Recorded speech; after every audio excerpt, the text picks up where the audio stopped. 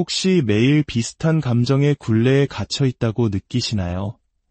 아침에 눈을 뜰 때부터 잠자리에 들 때까지 마치 보이지 않는 실에 조종당하는 인형처럼 특정 감정들이 우리를 지배하고 있다는 생각 해보신 적 없으신가요? 스트레스와 관련된 감정들을 한번 떠올려 봅시다.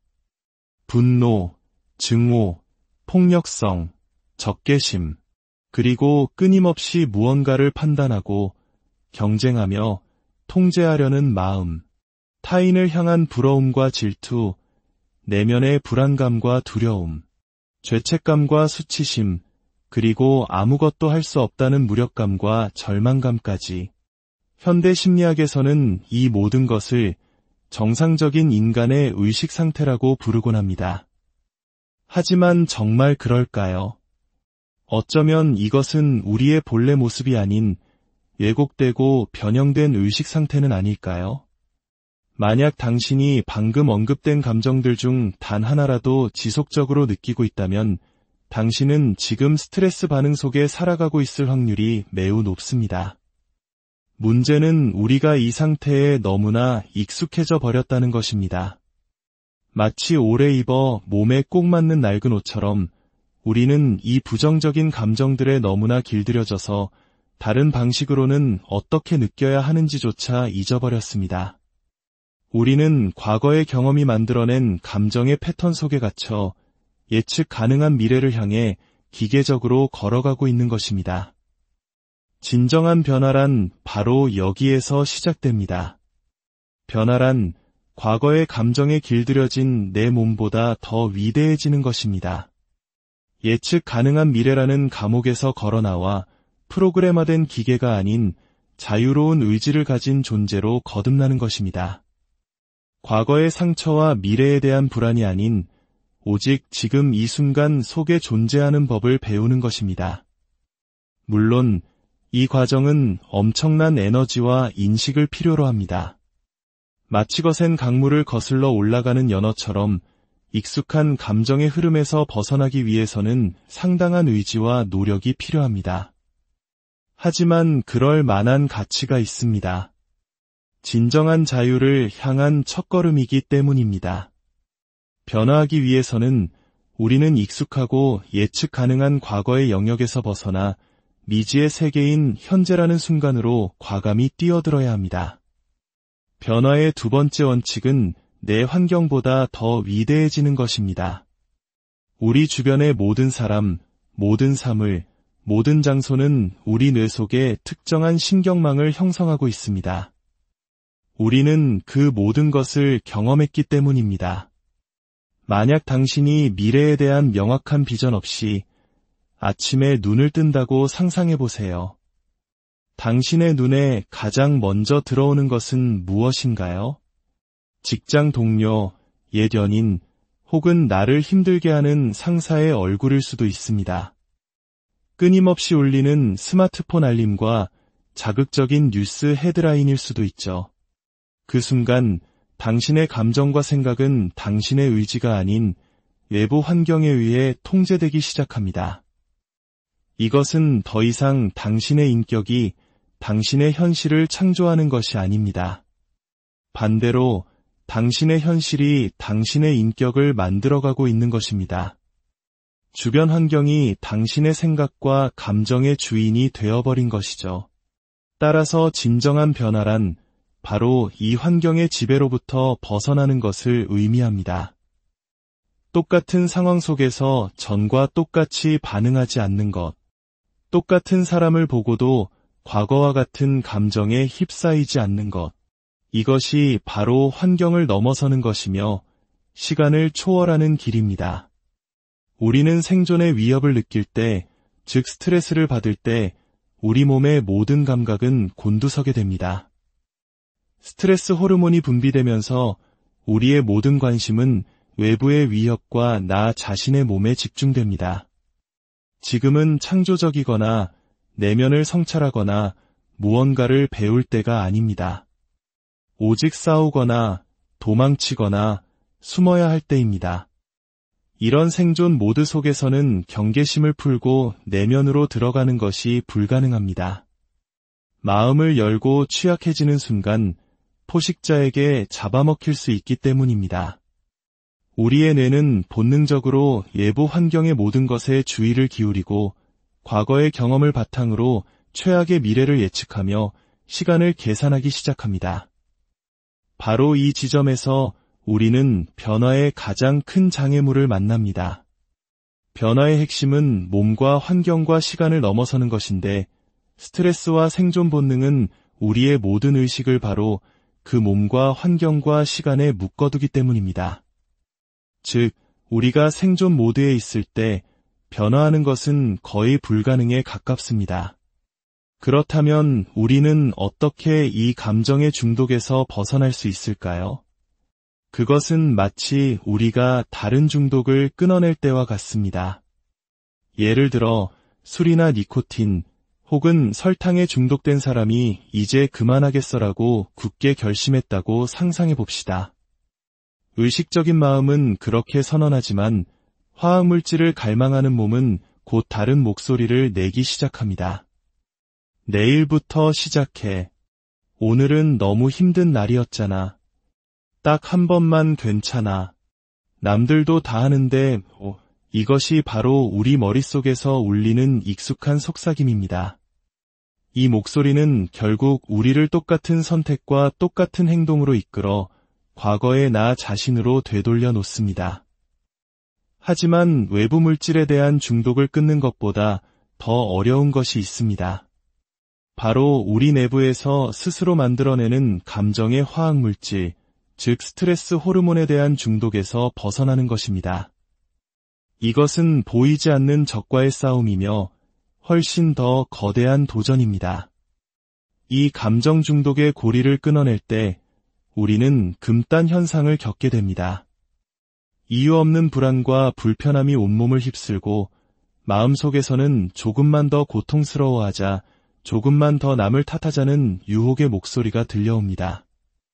몸과 마음이 그토록 익숙했던 부정적인 감정의 화학물질을 다시 갈망하기 시작하는 것입니다.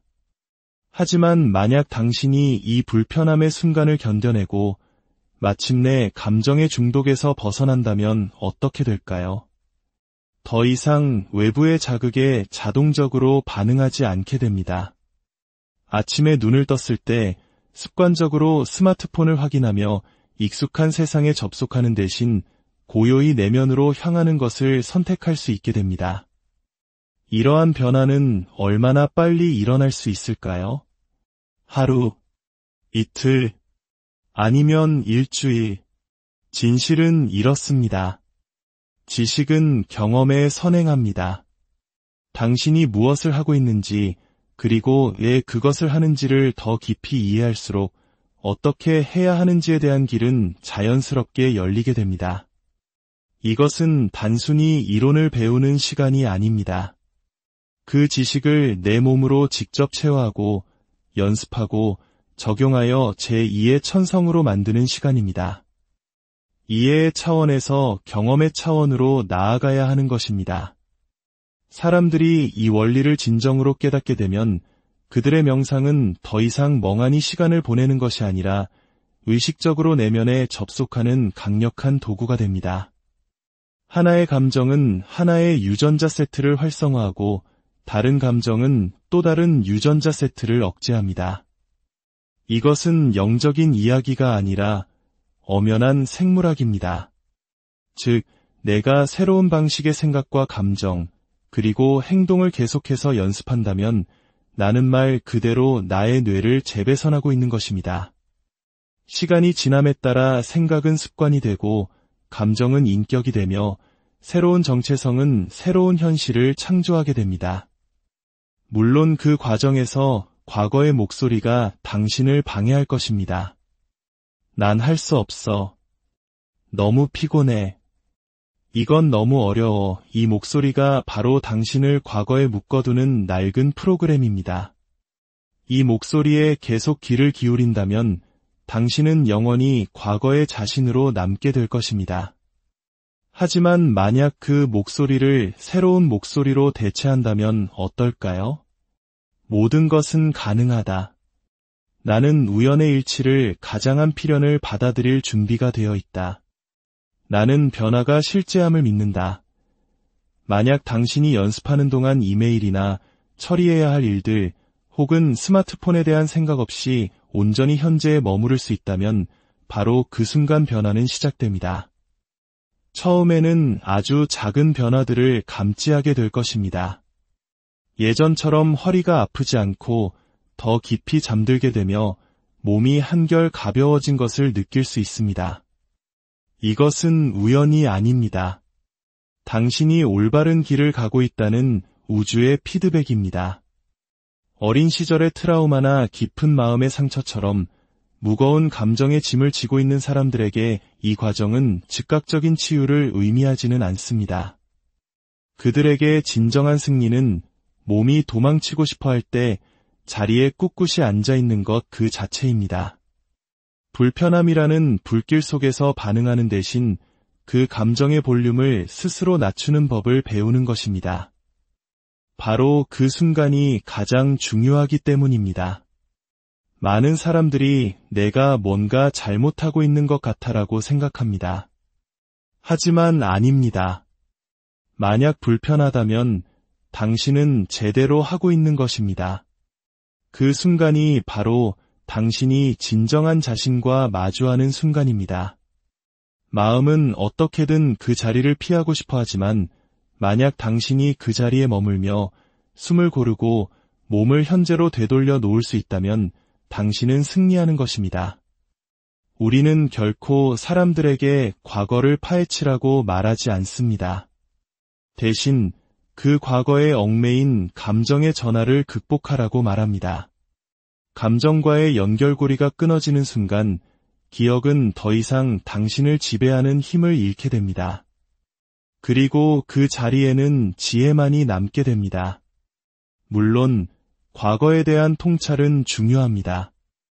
어린 시절의 경험이 나의 신념을 어떻게 형성했는지 이해하는 것은 분명 도움이 됩니다. 하지만 통찰만으로는 행동을 바꿀 수 없습니다. 당신은 당신의 트라우마를 완벽하게 이해하면서도 여전히 매일 그 트라우마 속에서 살아갈 수 있습니다. 어떤 사람들은 나는 그때 그 일 때문에 이런 사람이야 라며 고통의 정체성 안에 스스로를 가두기도 합니다. 이것은 해방이 아니라 과거의 끝없는 반복일 뿐입니다. 하지만 혹독한 과거를 겪은 사람들이 명상을 통해 모든 것이 무너져 내리는 순간을 맞이하고 마침내 사랑의 눈으로 과거를 돌아보게 되는 것을 우리는 수없이 목격했습니다. 심지어 자신에게 상처를 준 사람들까지도 말입니다. 왜일까요? 그들이 마침내 자유로워졌기 때문입니다. 한때 부정적인 감정에 중독되었던 몸이 해방된 것입니다. 그리고 그 순간 신경학적으로, 화학적으로, 심지어 유전적으로 우리 몸의 모든 시스템이 변화하기 시작합니다. 똑같은 생각을 반복하고 똑같은 선택을 하며 똑같은 감정을 느끼면서 새로운 사람이 되기를 기대할 수는 없습니다. 새로운 결과를 원한다면 새로운 마음, 새로운 에너지, 새로운 정체성이 필요합니다. 진정한 용서조차도 생각이 아닙니다. 내가 당신을 용서한다고 말하는 행위가 아닙니다. 그것은 더 이상 그 감정이 내 안에 존재하지 않는 존재의 상태입니다. 감정의 전하가 사라진 상태, 그리고 감정의 전하가 없을 때 더 이상 과거를 붙들고 살아갈 이유도 사라집니다. 어떤 이들은 말합니다. 하지만 그 사람이 나를 배신했어요. 도저히 용서할 수 없어요. 저는 그들에게 이렇게 말합니다. 당신 자신의 평화를 위해 당신 자신부터 용서하는 것에서 시작하세요. 당신이 과거에 했던 후회되는 일을 떠올려 보세요. 당신은 어떤 종류의 용서를 받고 싶으신가요? 바로 그 용서를 다른 사람에게 베풀어 보세요. 그러면 당신 내면의 오래된 고통이 서서히 풀려나기 시작할 것입니다. 중요한 질문은 이것입니다. 당신은 그 고통스러운 감정 속에 얼마나 더 머물고 싶으신가요? 분노, 원망, 상처와 같은 감정 속에 머무는 것은 당신의 소중한 생명 에너지를 과거에 저당 잡히는 것과 같습니다. 당신에게는 그 에너지를 치유와 성장, 그리고 창조에 사용해야 할 권리가 있습니다. 과거에 집착할수록 당신은 그 과거의 정체성을 더욱 공고히 할 뿐입니다. 용서는 나약함이 아닙니다. 용서는 자유입니다. 과거로부터 나의 생명력을 되찾아와 나의 미래에 투자하는 가장 현명한 행위입니다. 당신이 똑같은 감정의 이야기를 반복하기를 멈추는 순간, 당신의 몸이 더 이상 과거의 패턴대로 반응하지 않는 순간, 당신은 과거에 의해 정의되는 존재에서 미래로부터 창조하는 존재로 변화하게 됩니다.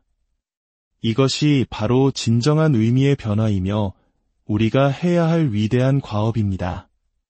만약 오늘 이 변화의 이야기가 당신의 마음에 울림을 주었다면 이 지혜가 필요한 다른 분들과도 함께 나눠주시길 바랍니다. 당신의 좋아요와 구독은 단순한 클릭이 아니라 우리 모두가 함께 이 변화의 여정에 동참하겠다는 따뜻한 선언이 될 것입니다. 당신의 삶에 평화와 자유의 축복이 늘 함께